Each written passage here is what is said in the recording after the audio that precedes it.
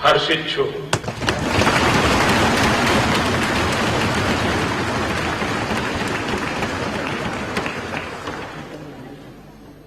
धैर्य धैर्य वर्ष ही एक पथिक या तीर्थालुको रूप में मैं यहां आयको थे।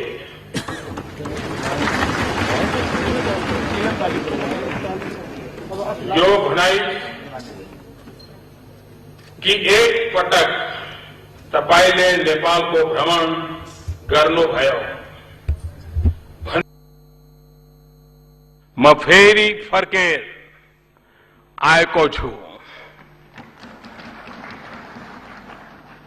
भारत को प्रधानमंत्री को हैसियत में पुनः आउन पाउदा वास्तव में मैले भाग्यशाली महसूस गर्छु।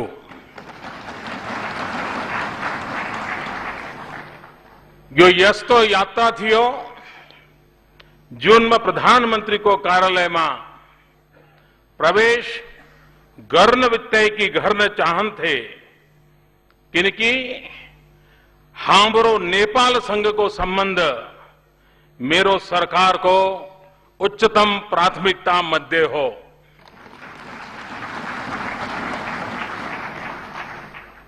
निमंत्रणा घरनो भय कोमा म सरकार र नेपाल का जनता लाई धन्यवाद देना चाहन छु।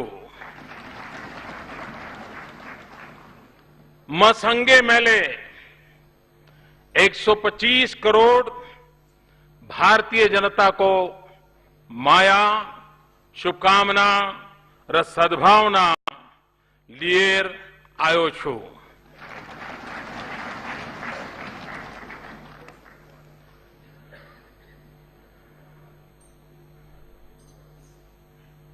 आप कल्पना कर सकते हैं कि पल मेरे लिए कितने गर्व की पल है, क्योंकि आपकी संसद में मैं पहला मेहमान हूं जिसको आपने बुलाया है और संबोधन करने का अवसर दिया है। ये सम्मान सिर्फ नरेंद्र मोदी का या भारत के प्रधानमंत्री का नहीं, ये 125 करोड़ भारतीयों का सम्मान है। मैं इसके लिए आदरणीय स्पीकर जी का और आप अभी सभी सदस्यों का हृदय से आभार व्यक्त करता हूं। भारत और नेपाल के संबंध उतने ही पुराने हैं जितना हिमालय और गंगा पुराने हैं।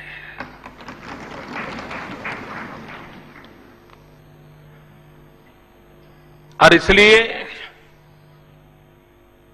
हमारे संबंध कागज की किश्तियों से आगे नहीं बढ़े हैं।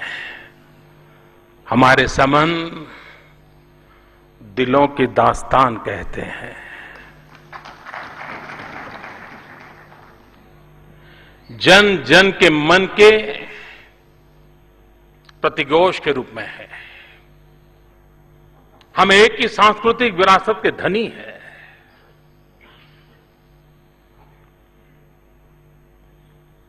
मैं मूलतः गुजरात का हूं। सोमनाथ की भूमि है और सोमनाथ की भूमि से चल करके मैं राष्ट्रीय राजनीति का फलक काशी विश्वनाथ की छत्र छाया में मैंने प्रारंभ किया, काशी से किया और आज पशुपतिनाथ के चरणों में आकर के खड़ा हुआ हूं।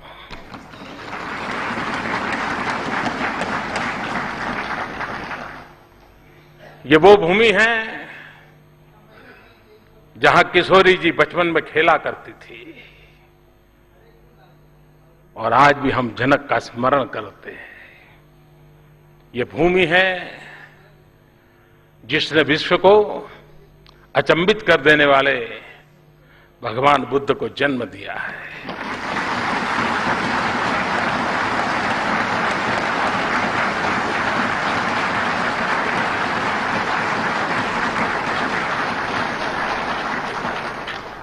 ऐसी एक सांस्कृतिक विरासत की धनी है और इसलिए और जब मैं काशी का प्रतिनिधि बन गया तो मेरा तो नेपाल से नाता और जुड़ गया, क्योंकि काशी में एक मंदिर है जहां पुजारी नेपाल का होता है और नेपाल में पशुपतिनाथ है जहां का पुजारी हिंदुस्तान का होता है।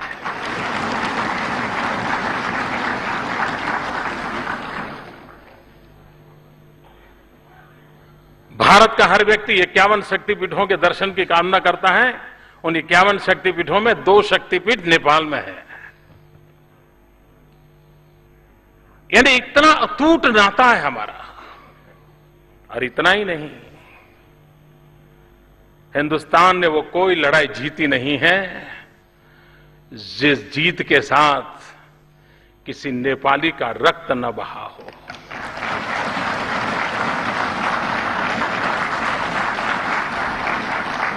किसी नेपाली ने शहादत न मोली हो। भारत के स्वाभिमान के लिए, भारत की रक्षा के लिए नेपाल का बहादुर मरने मटने के लिए कभी पीछे नहीं रहा।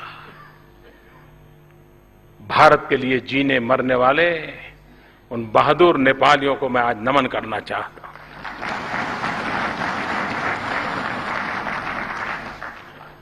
भारत की सेना के फील्ड मार्शल एक बहुत बढ़िया बात बताते थे। वो कहते थे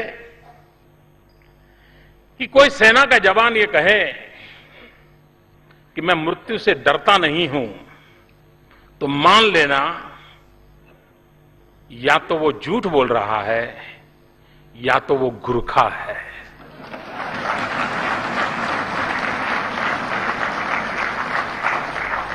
अगर गुरखा कहता है कि मैं मौत से नहीं डरता हूं, मतलब सच्चाई है। ये बात फील्ड मार्शल मानेक शॉ ने कही थी। ऐसी ये वीरों की भूमि है, सांस्कृतिक धारा है। और आज मैं कह सकता हूं, नेपाल के नागरिकों की नहीं, लोकतंत्र में विश्वास रखने वाले पूरे विश्व का ध्यान नेपाल की तरफ केंद्रित हुआ है।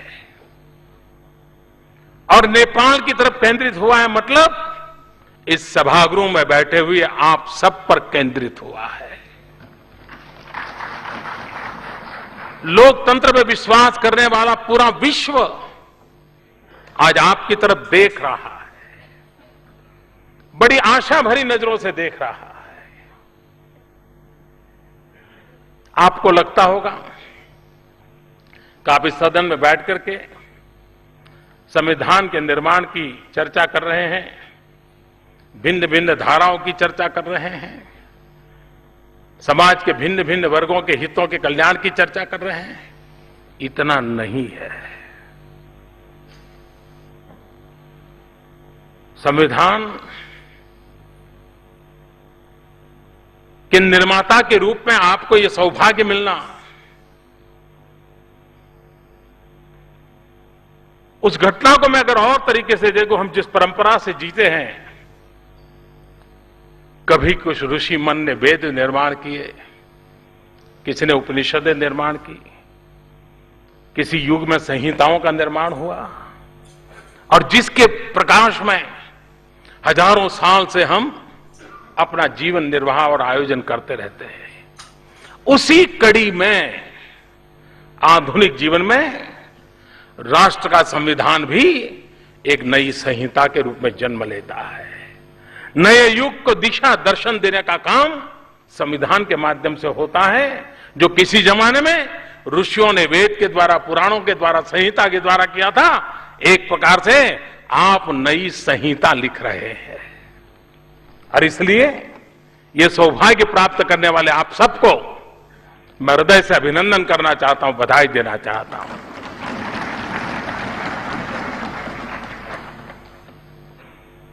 लेकिन संविधान निर्माण की एक पूर्व शर्त होती है। संविधान के निर्माण के लिए ऋषि मन होना जरूरी होता है।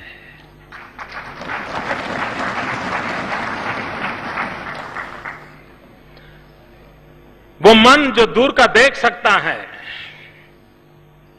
वो मन समस्याओं का अंदाज लगा सकता है, और वो मन आज भी उन शब्दों में अंकित करेगा जो 100 साल के बाद भी समाज को सुरक्षित रखने की, समाज की विकास यात्रा को आगे बढ़ाने की कोशिश करेगा। कितना पवित्र, कितना उम्दा, कितना विशाल, कितना व्यापक काम आप लोगों के पास है, और इसलिए आप बहुत भाग्यशाली हैं। मैं आपको नमन करने आया हूं, मैं आपका अभिनंदन करने आया हूं। संविधान एक किताब नहीं होती है। संविधान कल, आज और कल को जोड़ता है। मैं कभी कभी सोचता हूं भारत का संविधान वो हिमालय को समंदर के साथ जोड़ता है, भारत का संविधान कच्छ के रेगिस्तान को नागालैंड की हरी भरी पर्वतमालाओं के साथ जोड़ता है, 125 करोड़ नागरिकों के मन को, आशा को, आकांक्षाओं को पल्लवित करता है। आप जिस संविधान का निर्माण करने जा रहे हैं वो सिर्फ नेपाल के नागरिकों के लिए नहीं, दुनिया के इतिहास में एक स्वर्णिम पृष्ठ लिखने जा रहे हो। आपको आश्चर्य होगा कि मोदी जी क्या बता रहे हैं। मैं सच बता रहा हूं। आपका संविधान जो बनेगा वो सिर्फ नेपाल के लिए नहीं, विश्व के लिए एक स्वर्णिम पृष्ठ बनने वाला है। क्योंकि इतिहास के धरोहर में देखें तो एक सम्राट अशोक हुआ करते थे। युद्ध के बाद शांति की तलाश में निकले, युद्ध छोड़ बुद्ध की शरण गए और एक नया स्वर्णिम पृष्ठ लिखा गया। मैं उन सबको बधाई देता हूं जिन्होंने बुलेट का रास्ता छोड़ करके बैलेट के रास्ते पर जाने का संकल्प किया, नेपाल की धरती पर किया।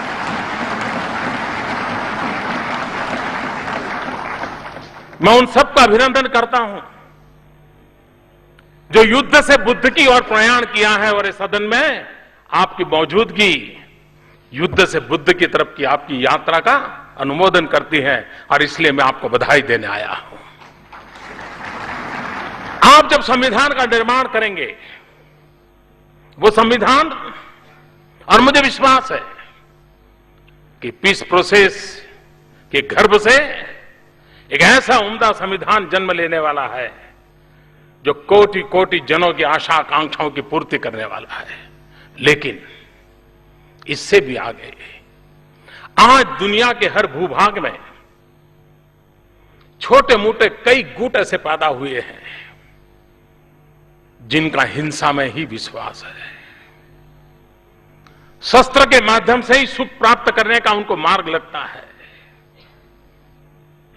विश्व के सामने नेपाल वो देश बनेगा जब संविधान लेकर के आएगा, वो दुनिया को विश्वास दिलाएगा कि शस्त्रों को छोड़ करके शास्त्र के सहारे भी जीवन को बदला जा सकता है।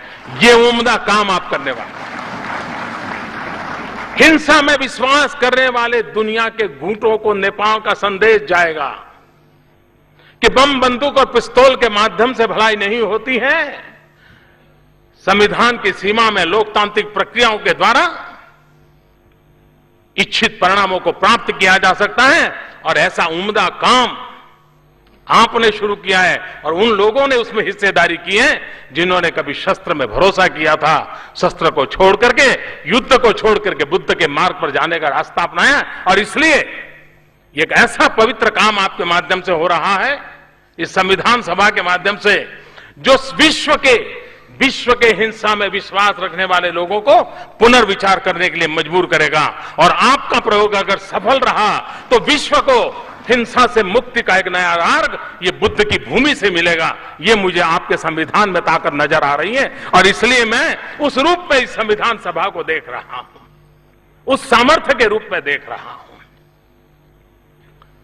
संविधान किसके लिए? भारत प्रारंभ से मानते आया है, हमारा काम आपके काम में दखल करने का नहीं है।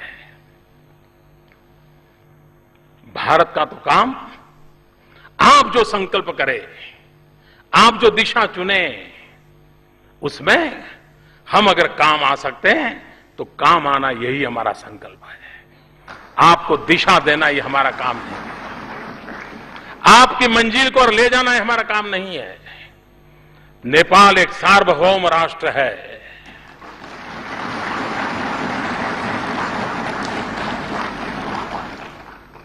हमारी इच्छा इतनी है कि नेपाल ये सार्वभौम राष्ट्र हिमालय जितनी ऊंचाइयों को प्राप्त करे और पूरा विश्व नेपाल को देख करके गौरवान्वित हो, ऐसा नेपाल देखने की हमारी इच्छा है।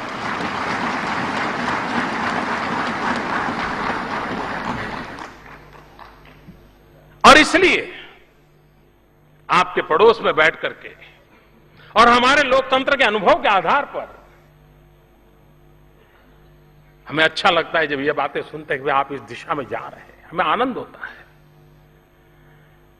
संविधान वो हो जो सर्व समावेशक हो, हर नेपाली नागरिक को, गरीब हो अमीर हो, पढ़ा लिखा हो अनपढ़ हो, गांव में हो शहर में हो, पहाड़ में हो तराई में हो, कहीं पर भी हो, हर नेपाली को संविधान जब आए तो उसना लगना चाहिए ये ऐसा गुलदस्ता है जिस गुलदस्ते में मेरे भी पुष्प की महक है।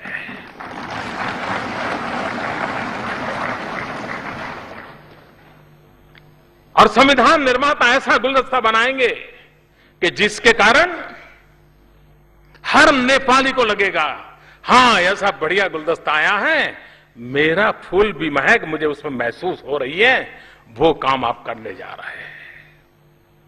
संविधान वो हो जो सर्वजन हिताय हो, सर्वजन सुखाय हो, किसी एक का भला करने के लिए नहीं। संविधान जन सामान्य की आशा आकांक्षाओं की पूर्ति के लिए होना चाहिए। संविधान जोड़ता है, संविधान कभी तोड़ता नहीं है। संविधान विवादों को संवाद की ओर ले जाने का एक सबल माध्यम होता है और इसलिए चाहे पहाड़ हो तराई हो, संविधान जोड़ने का काम करे और अधिक ताकत पैदा करने का काम करे। उस दिशा में आप सिद्धि प्राप्त करेंगे, ये मेरा पूरा विश्वास है। संविधान वर्तमान के बोझ से दबा हुआ नहीं होना चाहिए। और ऋषि मन का मेरा तात्पर्य यही है, जो वर्तमान से मुक्ति की अनुभूति करता है और जो आने वाले कल को बहुत गहराई से देख सकता है, वही ऋषि मन होता है जो संविधान का निर्माण आने वाली पीढ़ियों के लिए करता है। और हमारी सोच होनी चाहिए,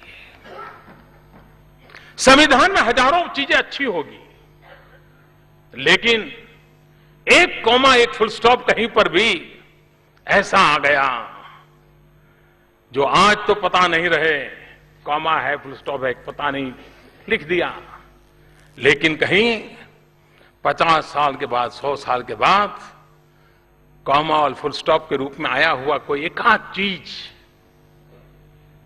कहीं विष बीज न बन जाए, विष वृक्ष का जन्म न दें, जो नेपाल के इन सपनों को रौंद डाले, ऐसी स्थिति कभी आए नहीं।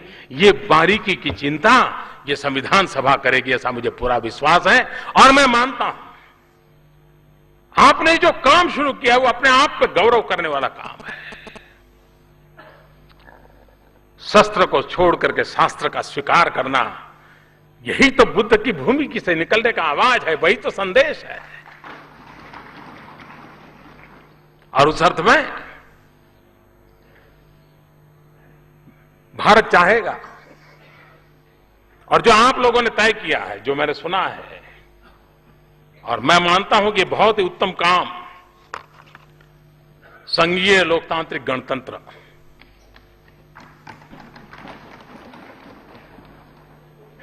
आज उपलब्ध व्यवस्था में उत्तम रास्ता आपने चुना है। और भारत हमेशा आपके संघीय लोकतांत्रिक गणतंत्र की कल्पना को पूरा पूरा आदर करता है, स्वागत करता है। इंतजार यही है कि जितना जल्दी हो, इंतजार इसी बात का है।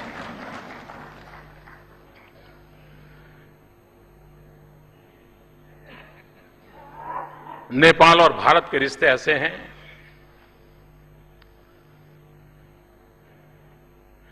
कि थोड़ी सी भी हवा इधर उधर हो जाए तो ठंड हमें भी लगती है। अगर सूरज यहां तप जाए तो गर्मी हमें भी लगती है। ऐसा अटूट नाता है।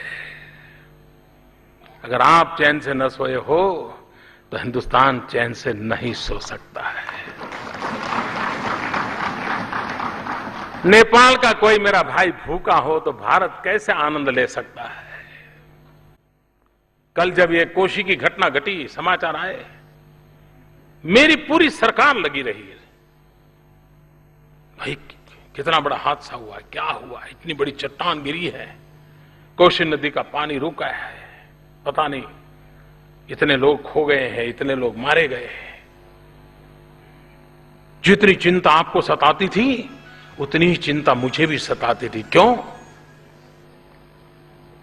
ये कष्ट आपका है, वो मेरा भी है। ये आपदा आपकी है तो आपदा मेरी भी है। और हिंदुस्तान के किसी कोने में जितनी तेजी से मदद पहुंचाए उतनी ही तेजी से मैंने मदद पहुंचाने के लिए दिशा पकड़ी और लोगों को मैंने भेज दिया। क्यों? आप मेरे हैं, हमारे हैं, हम आप अलग हो नहीं सकते।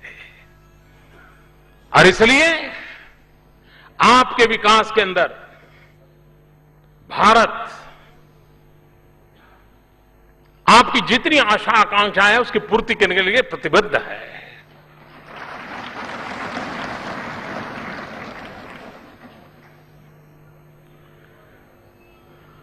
नेपाल जहां से जन्मे हुए बुद्ध ने मन के अंधेरे को दूर किया था, विचारों का प्रकाश दिया और मानव जात को एक नई चेतना मिली थी।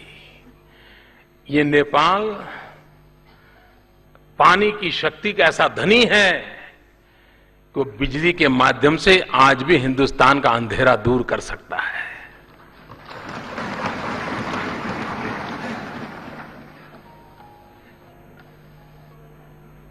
और हम बिजली मुफ्त में नहीं चाहते, हम खरीदना चाहते हैं।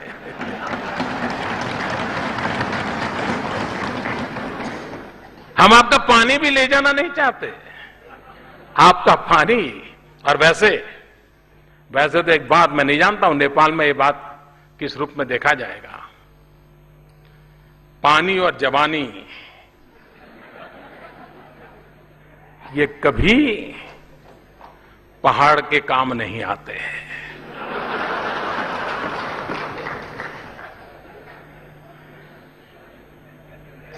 पानी पहाड़ में रहता नहीं, चला जाता है।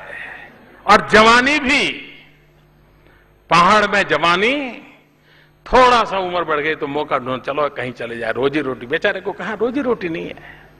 वो जवानी भी पहाड़ के काम नहीं आती, वो पानी भी पहाड़ के काम नहीं आता है। लेकिन किसी युग में कहा गया होगा हमें इस बात को बदलना है।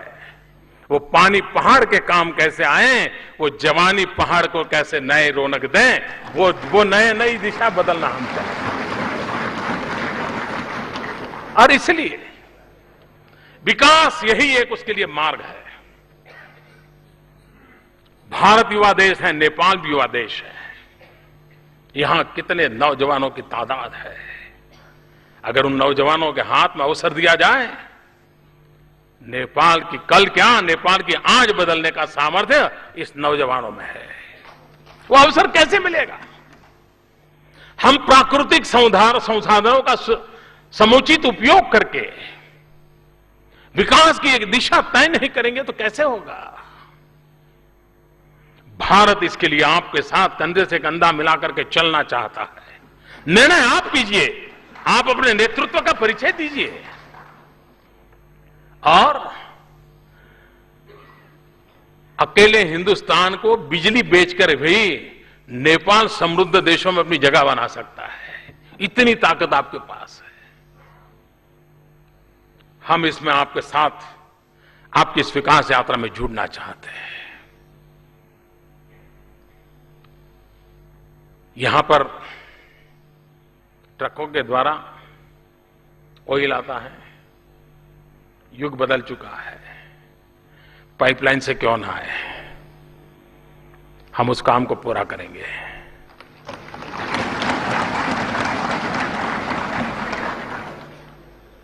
शिक्षा के क्षेत्र में यहां के नौजवान भारत आते हैं, उनको भारत सरकार स्कॉलरशिप देती है। उस स्कॉलरशिप पाने वाले नौजवानों की संख्या में मैं बढ़ोतरी करना चाहता हूं। अधिक नौजवानों को अवसर मिले और ये मैं आपको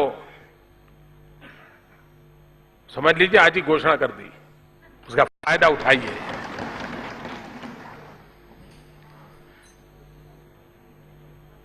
जब लक्ष्मण जी मूर्छित हो गए तो हनुमान जी पौधा लेने के लिए यहां आए थे।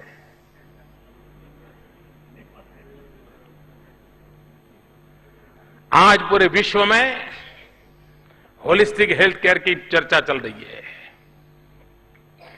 हिमालय जड़ी बूटियों के हिमालय के गर्भ में पड़ी है। अगर उन जड़ी बूटियों को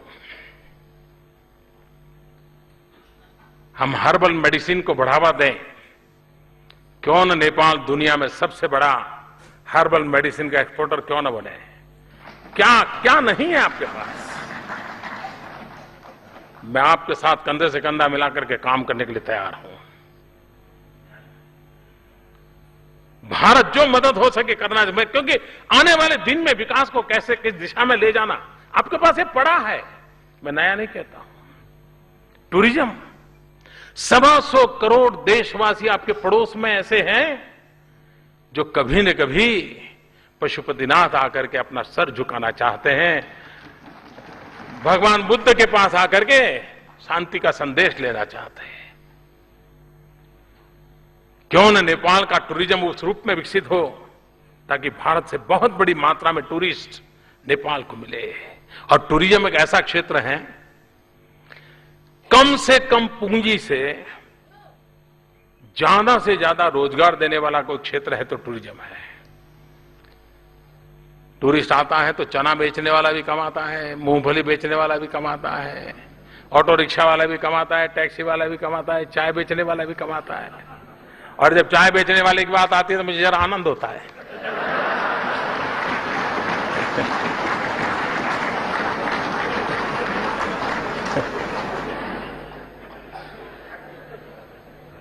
कहने का मतलब यह है कि टूरिज्म के विकास की इतनी संभावना पड़ी है। एडवेंचर टूरिज्म के लिए हिमालय से बढ़कर क्या हो सकता है? नेपाल से बढ़कर कौन सी जगह हो सकती है? पूरे विश्व के नौजवानों को पागल कर दे, इतनी ताकत आपकी धरती के पास पड़ी है। मैं आपसे आह्वान करता हूं, आइए आगे आइए। पूरे विश्व का एडवेंचर यूथ, जिसको एडवेंचर करने का मिजाज है, जिसको पहाड़ों पर जाने की इच्छा रखती है, आप पूरे विश्व के युवा को ललकार सकते हैं। आइए, कितना बड़ा अवसर है। हमें संविधान भी निर्माण करना है, हमें नेपाल को नई ऊंचाइयों पर भी ले जाना है, और उसके लिए एक पड़ोसी का धर्म हम निभाने के लिए प्रतिबद्ध है। मेरे मन में आया, मैंने कहा नेपाल को हिट करें। मुझे लगा मैं ऐसे शब्द प्रयोग करूंगा तो शायद आपको बुरा लग जाएगा, ये कौन होता है हिट करने वाला। लेकिन मैं जब हिट करने की बात करता हूं तब मेरे मन में 3 प्रमुख बातें हैं। HIT, एक हाईवेज, दूसरा आईवेज और तीसरा ट्रांसवेज। नेपाल को भारत ये जितनी जल्दी ये गिफ्ट दें, हाईवेज दें, आईवेज, इंफॉर्मेशन वेज, पूरे विश्व के अंदर नेपाल पीछे रहना नहीं चाहिए। नेपाल भी डिजिटल बनना चाहिए, नेपाल विश्व के साथ जुड़ना चाहिए, हाईवेज चाहिए और ट्रांसवेज, ट्रांसमिशन लाइंस।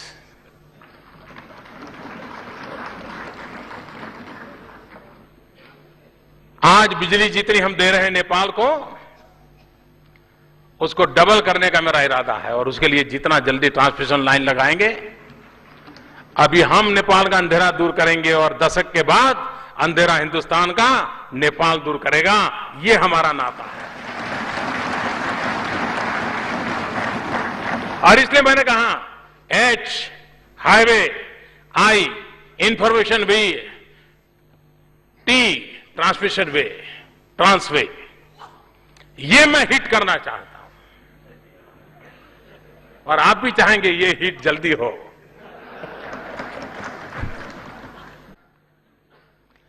मुझे विश्वास है कि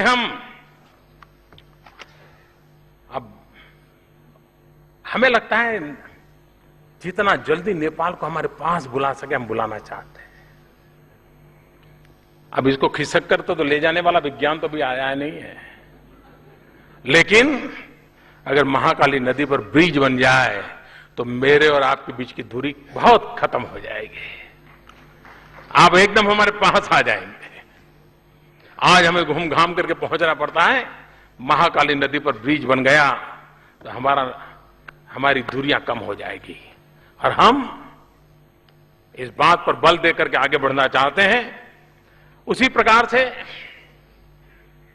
सीमा हमारे लिए, बॉर्डर जो है वो बैरियर नहीं हो सकती, बॉर्डर ब्रिज बनना चाहिए। और हम चाहते हैं भारत और नेपाल की सीमा इस प्रकार से वाइब्रेंट हो, अच्छेपन की लेन देन होती रहे, ताकि आपका भी विकास हो, भारत के भी आपके साथ जुड़े हुए छोटे छोटे जो राज्य हैं उनको भी विकास का भी अवसर मिले। एक योजना आज मैं प्रधानमंत्री जी से बता रहा था, मैंने कहा कि हिमालय पर रिसर्च होना बहुत जरूरी है। इतनी बड़ी प्राकृतिक संपदा है, भारत ने उस पर एक काम शुरू किया है। हमने हमारे इस बजट में भी उसकी घोषणा की है। नेपाल भी उसमें आगे बढ़े और हम मिलकर के हिमालय की शक्ति मानव जात के लिए कैसे काम आ सकती है, उसके वेज एंड मीन्स क्या हो, उसके सामर्थ्य को हम पहचाने, विज्ञान की उन नई परतों को हम खोलें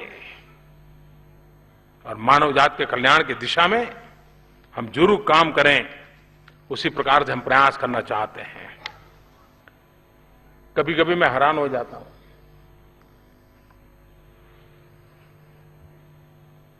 अमेरिका टेलीफोन करना है तो बड़े सस्ते में हो जाता है, लेकिन नेपाल फोन करना है तो बड़ा महंगा पड़ जाता है। अब हमें समझ नहीं आता है भाई ये क्या बात है, ऐसा कैसे बैरियर।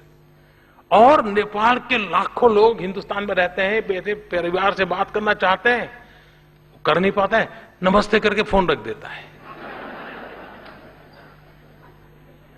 मैं स्थिति बदलना चाहता हूं। दोनों देशों में ये जो सर्विस प्रोवाइडर हैं, उनसे मिलकर के हम भी बात करेंगे, आप भी बात कीजिए। ये कनेक्टिविटी ऐसी नहीं होनी चाहिए हमारे बीच में। बड़े आराम से, सहज से, कम खर्चे में बात हो, और उसी से तो नाता जुड़ता है। लाइव कम्युनिकेशन जितना बढ़ता है उससे नाता बनता है, और हम उसको बढ़ावा देना चाहते हैं। अभी आपने सुना होगा, जब मेरा शपथ समारोह था, मैं प्रधानमंत्री के रूप में शपथ लेने वाला था, मैंने सार्क देशों को निमंत्रित किया था, और मैं आभारी हूं आदरणीय प्रधानमंत्री जी का। वो बहुत ही कम नोटिस में आप आए, और मैं मानता हूं कि सार्क देश मिलकर के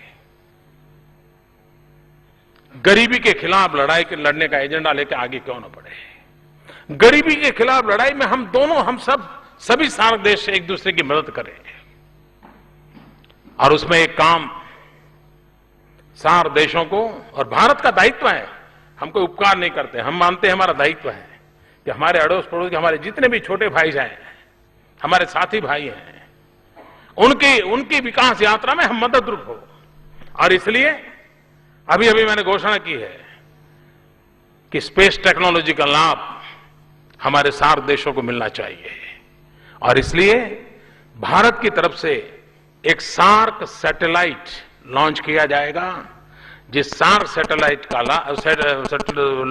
का लाभ हेल्थ सेक्टर के लिए, एजुकेशन सेक्टर के लिए, स्पेस टेक्नोलॉजी का लाभ सार्क देशों को मिले, नेपाल को मिले, उस दिशा में हमने कदम उठाना तय किया है। और इसलिए इसका आगे वाले दिनों में जरूर लाभ मिलेगा। उसी प्रकार से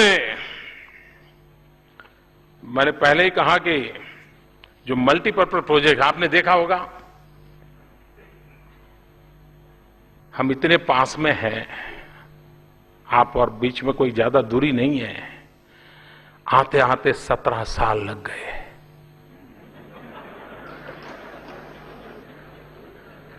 यह अखरता है। मैं आपको वादा करता हूं अब ऐसा नहीं होगा।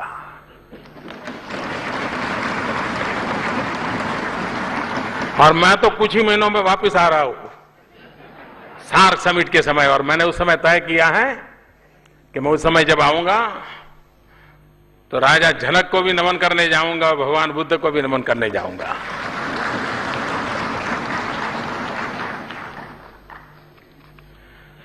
यह खुशी की बात है कि पंचेश्वर प्रोजेक्ट बहुत पहले तय हुआ, कितने रुपये की लागत बढ़ गई, लेकिन अब अथॉरिटी का निर्माण दोनों देशों में हुआ है। मैं मानता हूं 1 साल के भीतर 5,600 मेगावाट का ये प्रोजेक्ट काम आरंभ हो जाए। आप कल्पना कर सकते हैं नेपाल की कितनी बड़ी सेवा होगी। आज नेपाल के पास जितनी बिजली है उससे करीब करीब 5 गुना बिजली। छोटी बात नहीं है जी। विकास को कितनी नई ऊंचाई मिल सकती है, और उसके लिए भारत बिल्कुल प्रोएक्टिव होकर के आपके साथ काम करने के लिए तैयार हो, और हम आपको उस दिशा में पूरा प्रयास करेंगे। एक बात की और मैं चाहूंगा, जैसे मैंने कहा हर्बल मेडिसिन एक बहुत बड़ा क्षेत्र है, वैसे भी ऑर्गेनिक फार्मिंग पूरे दुनिया के अंदर एक बहुत बड़ा मार्केट खड़ा हुआ है। जो माल रुपये में बिकता है वो अगर ऑर्गेनिक है तो डॉलर में बिकने लग जाता है। और नेपाल एक ऐसी भूमि है जहां ये संभव है। भारत में सिक्किम एक राज्य आपके पड़ोस में ही माना जाएगा। सिक्किम ने पूरा ऑर्गेनिक स्टेट बना दिया अपने आप को, और उसके कारण उसका विश्व में एक नया मार्केट खड़ा हुआ है।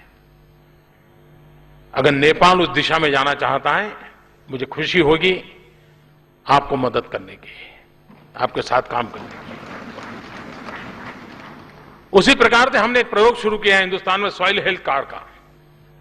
हम जानते हैं नेपाल और हिंदुस्तान में हम नागरिकों के पास भी हेल्थ कार्ड नहीं है।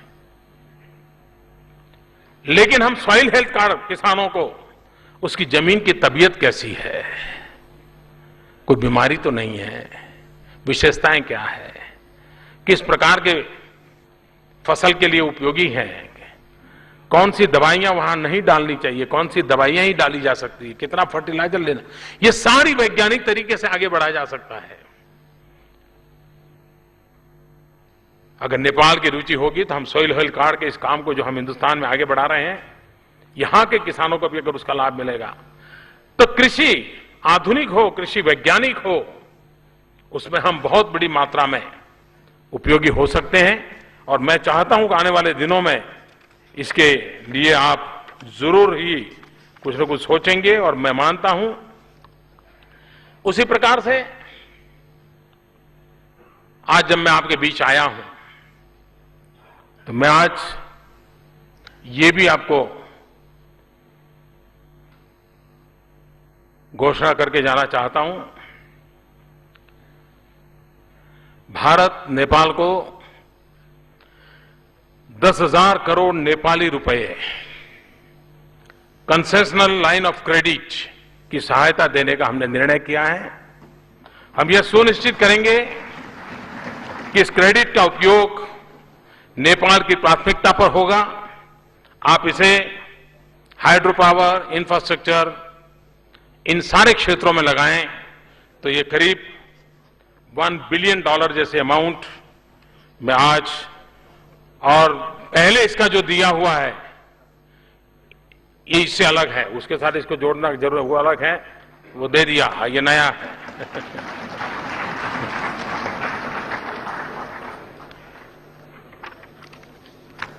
तो फिर एक बार आपने मेरा स्वागत किया, सम्मान किया, इसलिए मैं आपका आभारी हूं। लेकिन मैं फिर से एक बार विश्वास दिलाता हूं कि दुनिया की नजरें आपकी तरफ हैं, विश्व बड़ी आशा भरी नजरों से आपकी तरफ देख रहा है, क्योंकि शस्त्र से मुक्ति का मार्ग संविधान के माध्यम से आज शस्त्र के रास्ते पर चल पड़े लोगों को वापस लाने का काम नेपाल की सफलता से जुड़ा हुआ है। आप सफल हुए तो दुनिया को वापस लौटने का अवसर मिलेगा, शस्त्र छोड़ने की प्रेरणा मिलेगी, और लोकतांत्रिक व्यवस्था से भी जन मन की आशा आकांक्षाओं की पूर्ति का रास्ता नया विश्वास पैदा करेगा। आप संविधान के इस काम को उस रूप में देखें, इसलिए मैं दोबारा उस बात का उल्लेख करता हूं कि आपका ऋषिवन 100 साल के बाद नेपाल कैसा हो, नेपाल के लोग कैसे हो, नेपाल के लोगों को क्या मिले, इसका निर्णय आप कर रहे हैं, और उस निर्णय में आप सफल होंगे। और भगवान की बुद्ध की भूमि में विचारों की कोई कमी हो नहीं सकती, इरादों की कमी नहीं हो सकती है, संकल्प शक्ति की कमी नहीं हो सकती है। और इसलिए एक नया इतिहास यहां से रचने जा रहा है, इसको इतना बड़ा लाभ मिलने वाला है, ये मुझे पूरा विश्वास है। और हम सबको मैं यही कहूंगा कि हमारे जो संबंध है, भारत नेपाल मैत्री, ये अमर रहे। भारत में नेपाल मैत्री जुग जुग जीवे, और ये सार्वभौम राष्ट्र नेपाल हिमालय से भी नई ऊंचाइयों को ऊपर उठे, इसी शुभकामनाओं के साथ फिर एक बार आपके बीच आने का अवसर मिला। बहुत बहुत धन्यवाद।